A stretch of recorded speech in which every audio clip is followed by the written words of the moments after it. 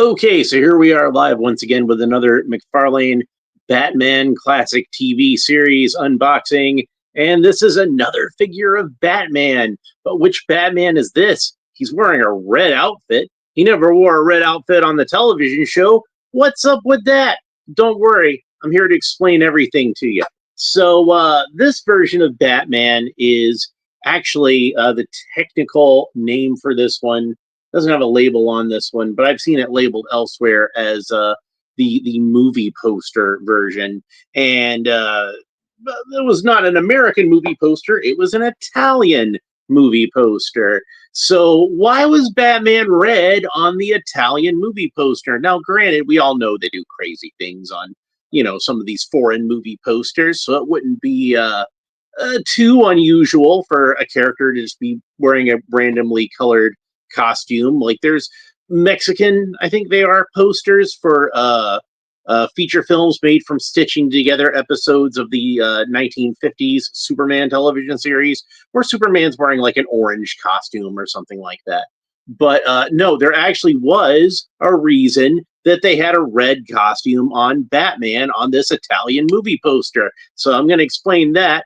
Let's say hi to Zazzle first, since Zazzle says hi, or hey, actually, technically. But so in the 1950s, after World War II, Italy began publishing reprints of American comic books.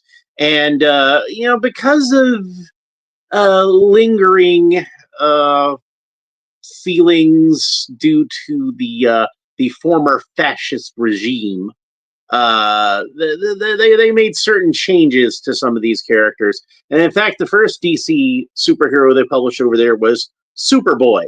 But because they wanted to avoid any associations with Nietzsche and his philosophy of the Ubermensch, they did not call the character Superboy, which of course was a diminutive of Superman. So instead, they decided to call him Nembo Kid, which basically means cloud kid, because he flies. So and they took the S off of his chest, so it was just kind of a blank yellow shield on his chest. And eventually, since Nembo Kid was doing pretty well, they started to reprint stories of Superman as an adult also. And they still called him Nembo Kid, not Nembo Man, or whatever man is in Italian, but Nembo. He was still Nembo Kid. And as they were reprinting Superman stories, eventually they got to reprinting World's Finest, which of course had Superman teamed up with Batman. Now, Batman, as everyone knows, had a blue and gray costume in the comic book, and in fact, I have the New Adventures of Batman here, which looks pretty similar to how Batman was colored in comics at that time, just to demonstrate. But rather than the gray uniform, and I'm guessing again this has to do with the whole trying to avoid the fascist thing. The bad guys in World War II, the main bad guys, they had those gray uniforms, So let's put Batman in a red uniform instead. So, you see where he's blue, that remained blue, but the gray was turned to red. So when they released the 1966 Batman movie over in Italy, which they actually released the movie before the television show over there, like they did in most foreign markets, on the poster, they colored Batman in a red costume, since that was what he was wearing in the comic books at the time. So now you know why this is a Batman that's wearing a red outfit. I always found that particular... Yeah, it's like I always found this particular bit of Batman's history rather fascinating. So when I saw that they were making an actual red costumed Batman in this line, I knew I had to have it. By the way, in the old Batman the Animated Series line, they had a figure called Infrared Batman, and it was basically where they took the standard Batman figure and had the gray parts of his uniform colored red. So that's almost like that's almost like an unofficial Italian Batman action figure. So I've got some affection for that one. Treasures for Trigger says good evening, and good evening to you too. So yeah, we're about to open up this Italian Batman action figure. I mean, it's an American Batman action figure, but it's based on the Italian movie poster. I just went through all that. You can go back and rewatch the replay if you want to catch up. So here's what the back looks like. We got the same picture of the Batcave with the Batmobile, the dynamic duo sitting in it, and we've got the digital render of Batman in his red costume. We've seen this card before. Let's go ahead and open it up. So yeah, I didn't get every figure in this wave. I'll probably try to get the Clock King later. Oh, hey, look, there's the label on the inside of the package, and we can see it does indeed say DC Batman 66 movie poster Batman. So let's go ahead and take them out. So I'm going to try to get the Clock King at some point. And I don't know if I'm going to get the Batgirl from this line yet or not. I haven't really decided yet. But I do want to try to get the Clock King. I just wasn't able to at this time. So I already had so much stuff that I was pre-ordering. And but I did get the Joker with the dehydrating machine. So he's probably going to be the next one I open up. And I did get Wonder Woman. And another figure that I got for the Black Friday sales was I got the 66 version of Superman. I'm going to have a lot to say about that figure.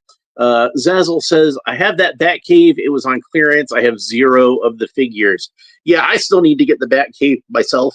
But one thing that I noticed about it when I was looking at it, and I guess this applies to the Batman figure itself, or the Batmobile, is that I kind of feel like it's a little too small for the figures that it's made for. But I kind of feel like all those things are perfectly in scale with 3 3/4 inch figures.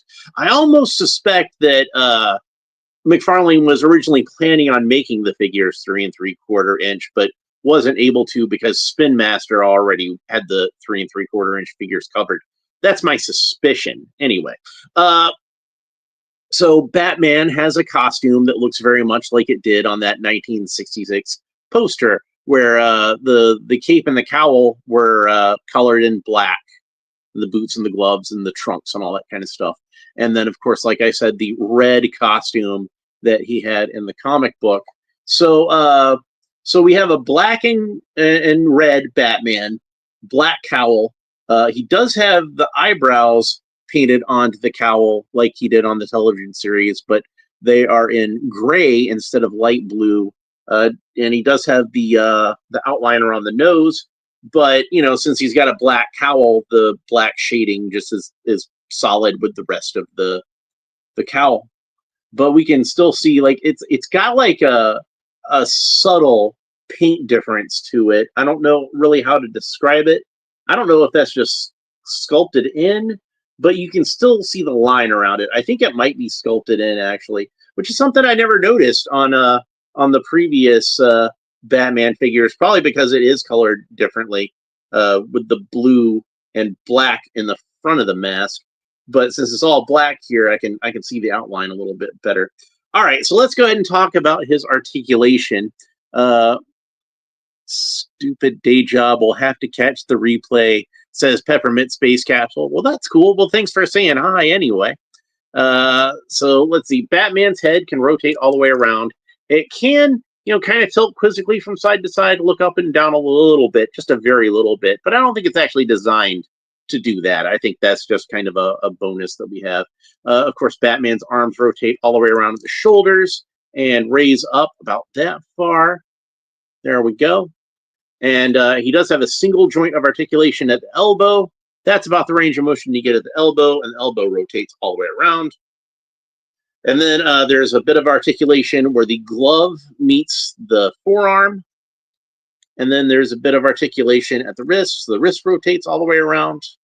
There we go. And he does rotate all the way around at the waist. There's no torso articulation, but he does rotate all the way around at the waist. Batman can kick up about that far. His leg can bend down about that far. And then there's no ankle articulation whatsoever.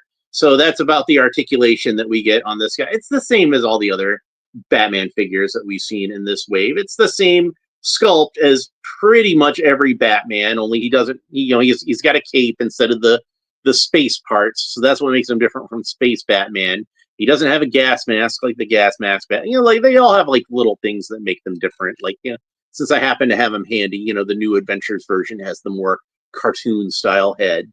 So let's go ahead and take a look at the one accessory that Batman comes with. And you might not have even noticed it because it's just a clear piece of plastic, and that's the Bat Shield. Now, unfortunately, it doesn't have the decals on it, where it should read Bat Shield across the front and have some trim around the edging. This is just a plain translucent plastic Bat Shield. So, and I'm going to try to get this out of here since I got that handle tucked into the bubble pretty well. And unfortunately, they had it taped into the package. So I'm going to have to try to peel this tape off. Hopefully, it won't leave any residue. Because, I don't like residue. So I don't like it when they tape the capes, which Mattel does a lot. But yeah, there's the Bat Shield. I'll try to get a little bit of the reflection from my phone so you can see the shape of it. Pretty close to the shape of the Bat Shield on the show. It did leave a little bit of residue around, where the edge of the tape was, unfortunately. Let's see if I can get that off. If not, I'll try like some rubbing alcohol or something later. He really does pop in red, doesn't he?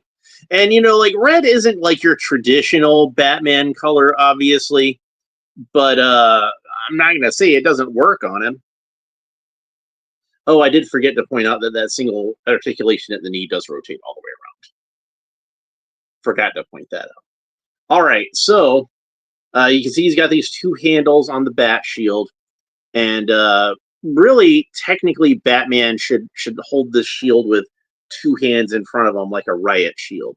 And you can see it does have sculpted into it the seams where on the television show it folds up so that it can fit into his belt. We pretend it fits into his belt. It really wouldn't. But Treasures for Trigger says they really should have done the shield as a cutout from the card bubble. So, Mamma Mia, indeed. So, I do like the Bat Shield, but it's going to be kind of awkward to get him to hold it because he can't really hold it with the two hands because he's got like a fist on the one hand. And it's not like, a lot of like Captain America shields where you can kind of fit one strap over his forearm. So we're just going to have him hold it in one hand. And let's see if we can get it to look cool.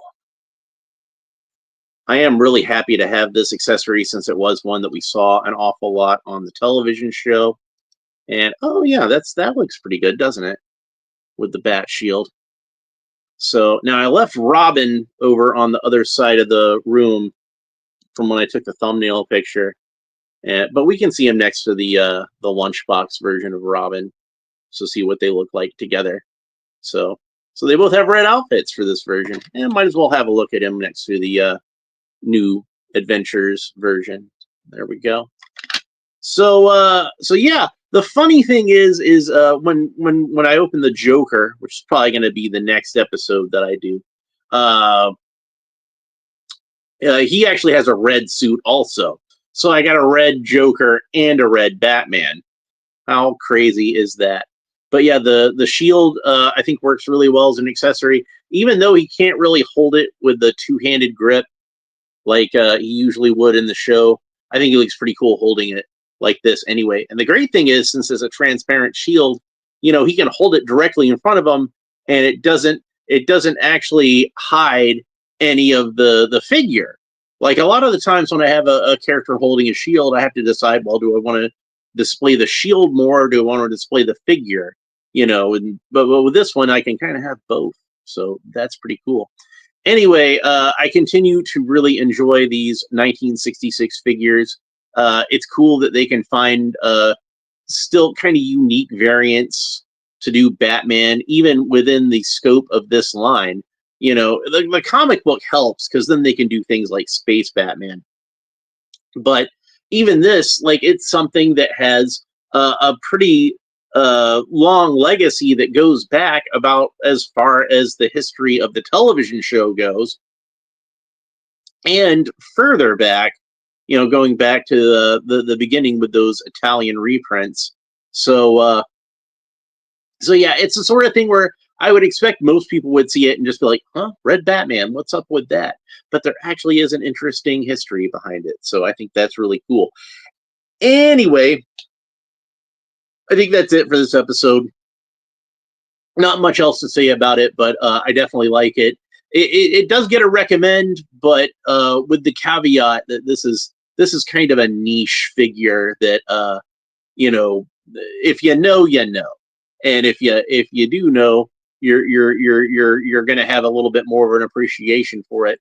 Well, Zazzle, that's kind of what I'm here for. I like talking about this kind of stuff and giving my perspective, and I do like to think that I am somewhat knowledgeable about this sort of stuff. So I might as well take my useless knowledge and put it to some sort of use, even if it's just blathering on about this stuff on YouTube. So, but that's it for this episode. I hope you enjoyed it.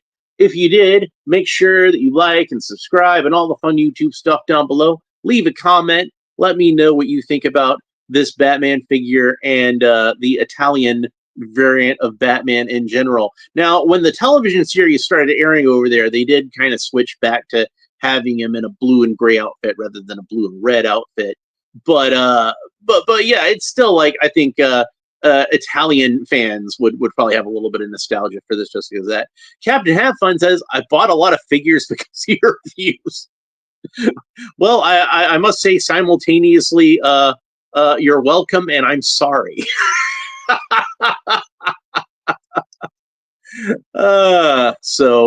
But yeah, I do really like these 1966 figures. I think they're a lot of fun. So and I will have more to open up this week. So we already had Robin, we already had Batman. So the next one's going to be the Joker, and then I will move on to our special guest heroes of Superman and Wonder Woman. So I will have the Trinity complete in 1966 style. That's pretty exciting to me. Captain Have Fun says, I have the Flash Gordon behind. Yeah, the NECA Flash Gordon. I love those NECA Flash Gordon figures. So I was able to get these for cheap off of eBay.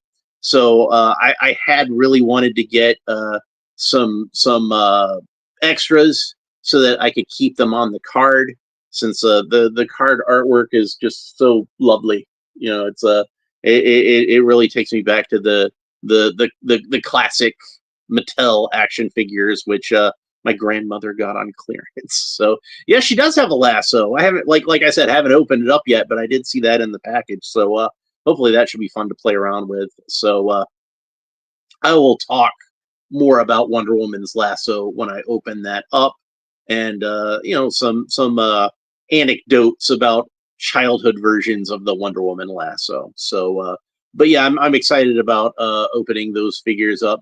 Wonder Woman definitely looks like a better figure than the Superman figure. I'll say that right now. But yeah, I'm hoping I can maybe Superman might be a little bit of a diamond in the rough. We'll just put it that way. So anyway, that's it for this episode. Hope you enjoyed it. We will talk to you next time. Bye.